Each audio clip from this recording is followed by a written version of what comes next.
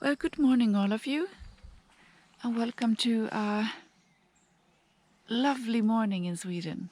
This is actually the first thing that I say to someone this morning, and I am happy that you keep me company. I am Sara, and this is my home garden. In Swedish, we call it Skillnadens trädgård, and you may follow my garden at YouTube and at sarabackman.com. And Instagram, of course. And I am so happy if you want to subscribe my channel to have a notification about new videos, etc. It's now mid-July 2021, and this year you can follow me all year round in my garden in new videos, new updates every month, except in June. I completely ran out of time that month. So this update will be for both June and July, like summertime in Sweden. So I hope you enjoy this video. I wanted to simply bring you around my my morning tour through the garden. This is the first thing I do nearly every morning. I go up quite early, and I enjoy this time where I can be alone in the garden for just a few minutes before the rest of the family wakes up. And then it's all, we would say in Swedish, full rulle. It's such a speed all day long with 4 kids at home. And me and my husband, we work all summer long. My husband writes a book, so he's sitting on the upper floor writing when it's his turn to work. And I have my projects and some extra projects this summer too. So it's very busy. I struggle with time to have time to experience my garden and to feel my garden and to work in my garden. But it's okay if this is a year where I don't have that much time. And therefore, the moments in the mornings when I go up and just stroll around the garden are so important. And today I will bring you along. So this is how the house and my vegetable garden is placed. It's in the front of our garden. I didn't know when I created this place how good I choose the spot, but this is where the sun goes up, just across the road and above the neighbor's barn. It's an old barn, not in use. And then sun moves all this way through the day, and as you can see, there are no trees or anything that really shades my garden. So the garden is exposed to sun all day long, and it's very important. And as I said, I didn't know that when I first started with my garden 10 years ago, how important that would be. But when it's sunny, it grows. And if it also rains every now and then, everything grows even more. Here, just besides this part, I have almost like a hedge with blueberries. We have harvested blueberries in the polytunnels from like mid-June, so it's a month now. And they are huge. And here in the open, we also have a lot of blueberries, but they are not yet ripe. So it will take a few weeks. I have like 15 blueberry bushes here. I love them. They don't require that much work. so they are very easy to grow. Well, let's start here with this bed by the stone wall. Has squash. I did plant some sunflowers, but the slugs ate them. We have plenty of slugs in Sweden this year. I managed not to sow that many corn plants. May sound silly, but we do have plenty of corn in the freezer from last summer, so I didn't want to sow that much. So this is basically for us to eat fresh this year. They are quite slow because we did have a cold start of the summer. This space looked amazing 1 week ago, and then I went on a bike trip for 5 days with my kids. Not that impressive anymore, unfortunately. Some kale. And it's like crazy because there are not many like damages from the caterpillars. I don't know where they are. I don't know if you see this. There is a few eggs from the moths. So this is not from the cabbage, like butterfly. And I do have enough cabbage for the very few caterpillars. And as you can see, I don't protect these plants. They are not that important. They are from the old hotbed that I made this summer. It looks like this. Some melons, pumpkin, lettuce. This is the aurak to use in bouquets. Beans, the onions. We have to eat them. These are like the spring onions, I think. The onions, they grow very well this year. I'm so happy. And more like this is like leftovers from the hotbed, but I didn't have time to clear it up and put something else in the space. This is what I'm going to do maybe this day or in the weekend to harvest the potatoes. The slugs ate too much of this, unfortunately. So I'm going to clear this space up to put something else in here. Amaranth, sunflowers and Jerusalem artichokes. Looking good even though it's a quite dry space. I'm thinking about putting my garlic here in the end of summer. Looks like this is going to be a long tour. So many things to check out. This area is kind of special because it's very dry. I did buy some new hose for drip irrigation to put in this area, just because it's so dry. The other parts are more shady, but it's dry here, and also because of the big trees, of course, makes it difficult to grow things, a few things. Here are 4 beds. They are not that wide, so well, I did fit in a few things. I did. Tagetes, dill, cornflower, carrots, aster, some like everlasting flowers and more carrots. They did not germinate that well this time either. I have sown so many carrots this year. I do have a problem with the germination. Have to fix that. Onions and more sugar snap peas. It's very important for me to sow new things in summertime. Even though we grow in Sweden, our season can be quite long if we choose the right kind of vegetables suitable for a cool climate. And the sugar snap peas are actually one of those. So I make new sowings in summertime. If I sow sugar snap peas in August, I will have harvest in October. So you have to learn how to handle the season. This is my mid section in the garden. It's a very good place to grow things. Lots of nutrition in the soil. And it's easy for me to water because I have soaker hose, I think you call it, in here. So I just plug in the water hose and I turn on the water, and this will water.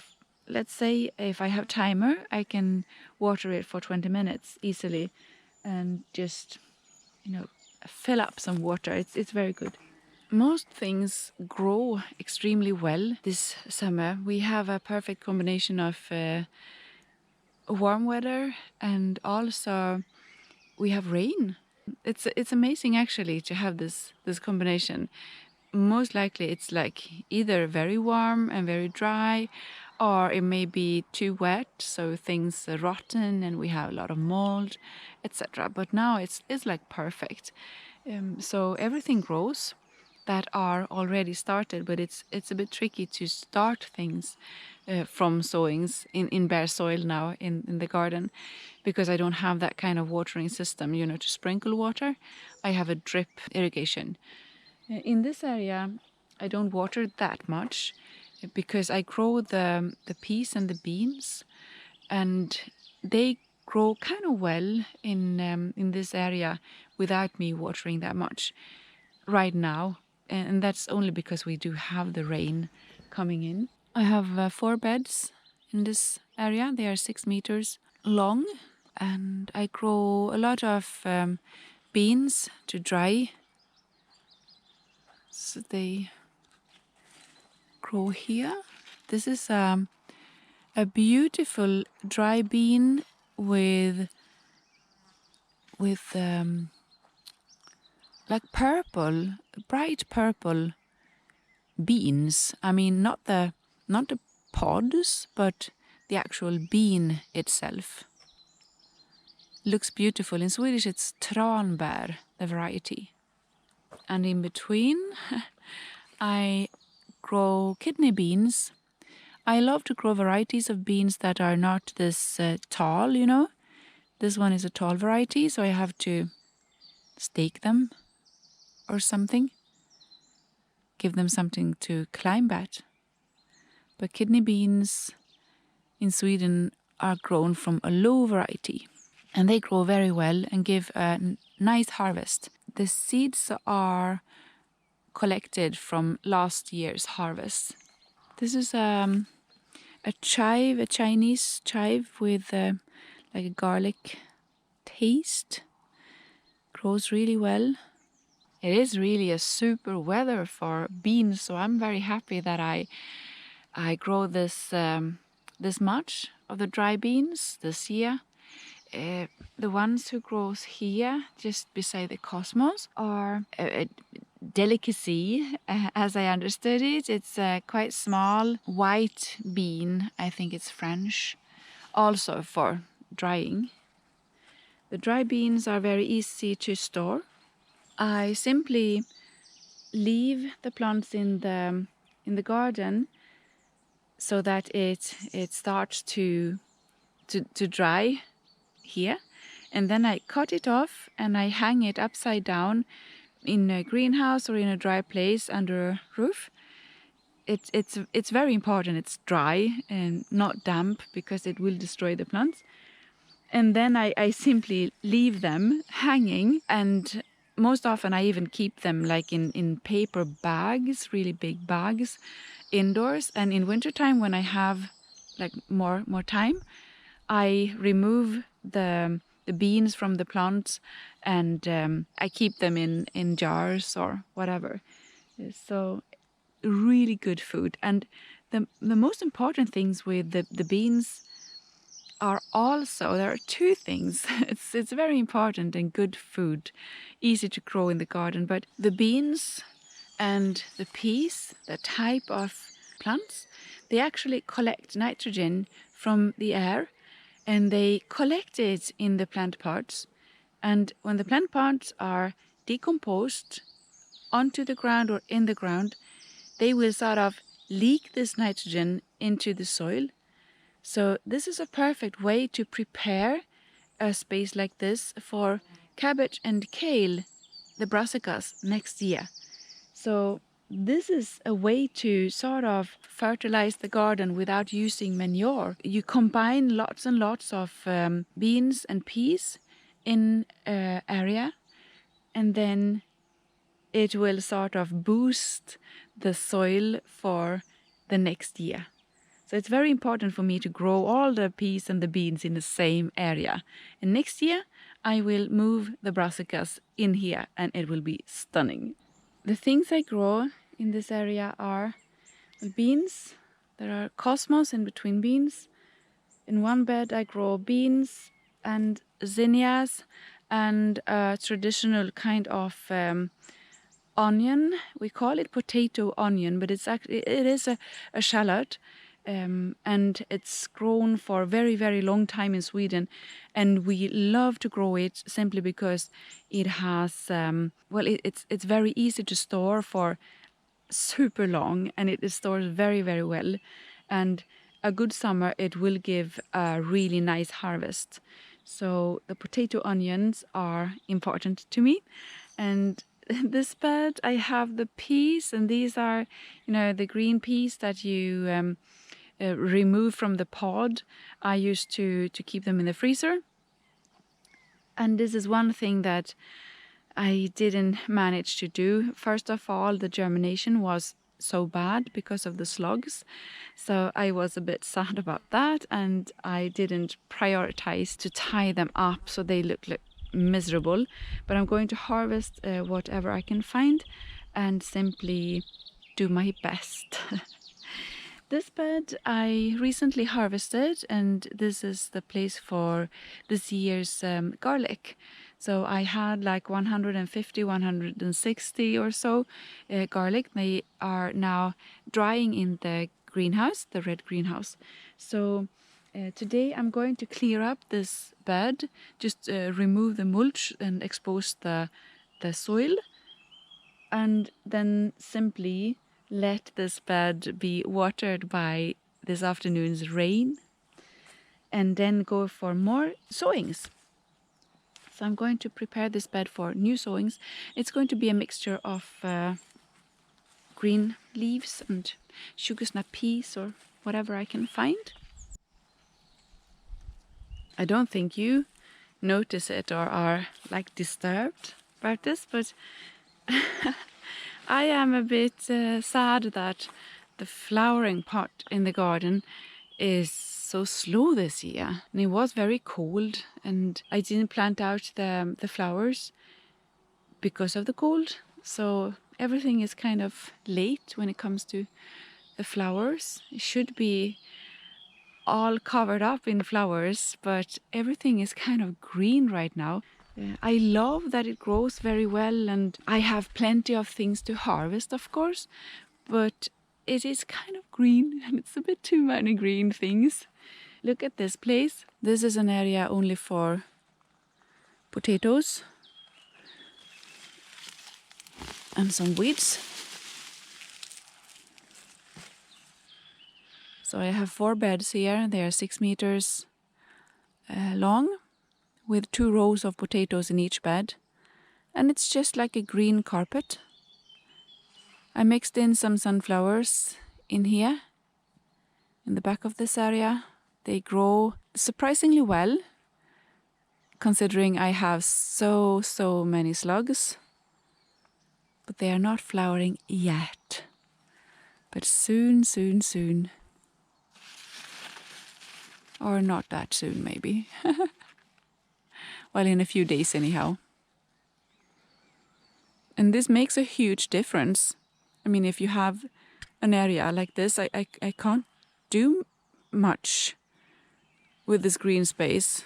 I choose potatoes in the first place, and I think I will choose differently next year because I really miss the mix of vegetables in an area. It's boring only growing potatoes in one area, but of course we have plenty of food to look forward to. These are also the green peas. It's not a sugar snap pea. I don't know what you call it in English actually, but it produces a lot of green pods, and you remove the peas from the pods and you eat them like green peas, and they are very good to store in the freezer. So it's very popular in our family to have the green peas, as a side dish to a dinner. So they are easy to grow, and more important maybe is that this is actually the only thing that me and my husband share in the garden, because after I have harvested, he chooses like 2 videos, and we watch a video and we prepare the peas together in the sofa, removing the peas from the pods. It's kind of a like traditional thing for me and my husband to do this. I really hope they will produce, because the peas over there, they don't thrive. And now let's move on to this place. Look at these. Aren't they just beautiful? They are like 3 meters tall or so. The bees and the bumblebees, just love them. It's like a restaurant for them. And I also love the flowers in bouquets. The buds are just beautiful, and when they open up, I think they are amazing. This area looks a bit wild at the moment. I have some horse beans, fava beans. I'm going to harvest all of them today, actually, for today's dinner. And we also have a lot of these beans in the freezer from last year. So I only grew this to harvest fresh. Have you ever seen this kind of bean?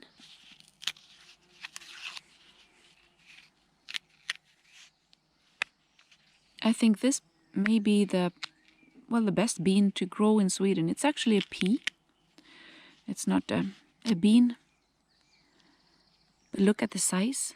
The fava bean grows very, very well in our climate. And one of the things that I really do love is that you can sow them in winter. So they are not like the rest of the beans that have to be sown in warm soil. So you can sow them in cold soil in winter, deep in the soil, and they will grow like very, very steady plants, give you a nice harvest.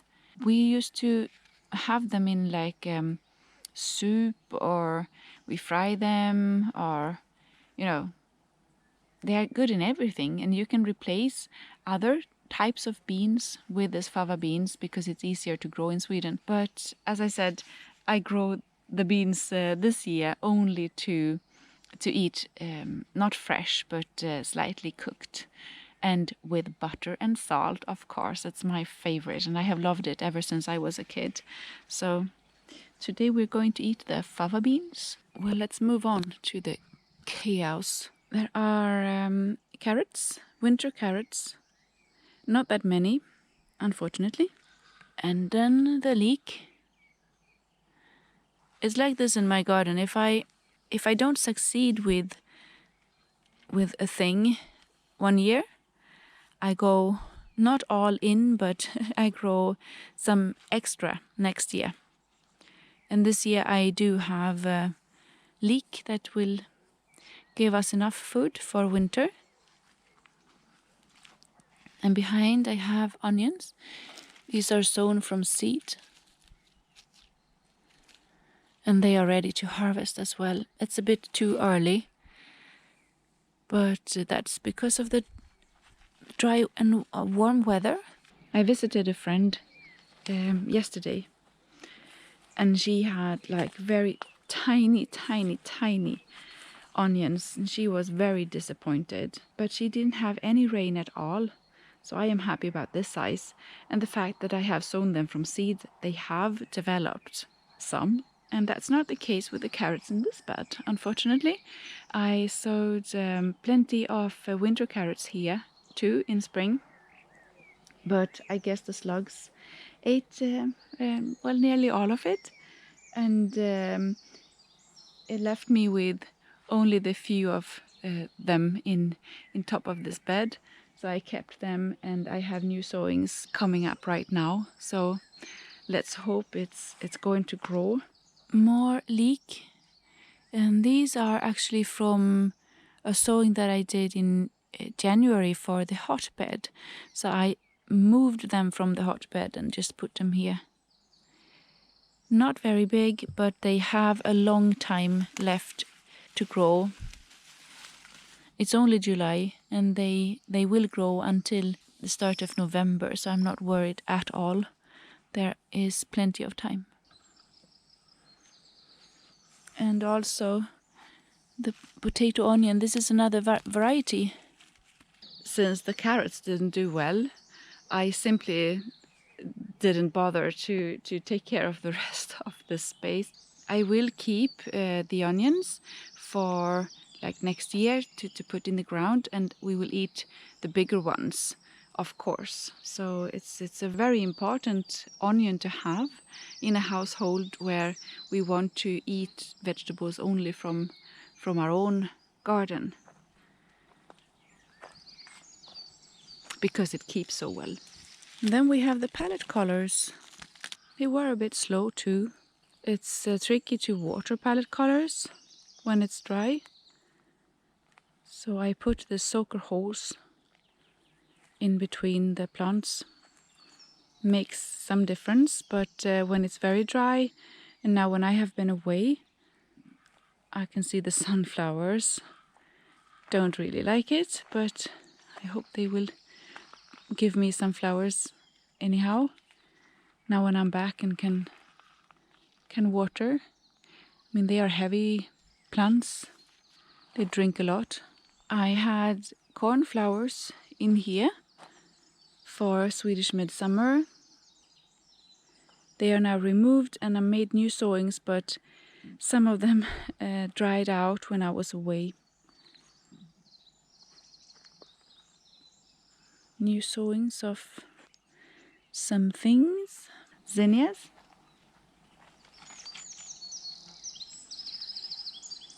Quite slow too. And don't know what you call this, but it's going to grow bigger. Cosmos. I actually get a lot of questions about cosmos because in some point in summer they are all green and they don't produce flowers, and some people are very concerned and write a lot of questions saying what is wrong with the cosmos.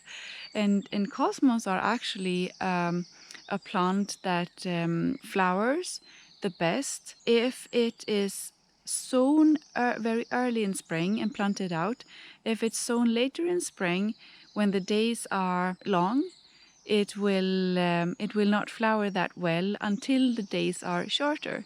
So just give it a few more weeks, and it will start to produce lots and lots of flowers. And if they grow in a well fertilized soil, they will also produce more leaves instead of flowers. But that will change later on in season. So just give it a little time, and it will start to produce. And when it produces, I mean, they flower a lot, so you will be so happy. This one is a new one for me, and it's like a thistle, but I don't know the name in English. But it was very easy to sow, and I will keep it as a dry flower, I think. Don't know exactly how it looks like when it's in full bloom, but I love the way they grow. They are very, very steady. So I will try to grow it again next year. Well, I think we will stop here, because otherwise the tour will be like 3 hours long. So I will get back to you with a short update from the greenhouse, the 3 greenhouses, in another video. I think my garden is doing well, and I am doing well in the garden. So I am not I'm not very stressed. I made a podcast in Swedish about this, about my strategy in summertime when it's busy. And I mean, I could work like hell in the garden and still not be satisfied with things. So it's important for me to feel this joy and also a calmness in the garden, that I can go around, have a walk like this, and be satisfied with what I achieved. And in my case, my plan and my focus in the garden is not to to grow the most beautiful, well-looking and well-kept garden. My focus is to produce food for my family all year round, which makes it it's important for me to keep sowing, so that I have more food in fall, in winter, and in spring.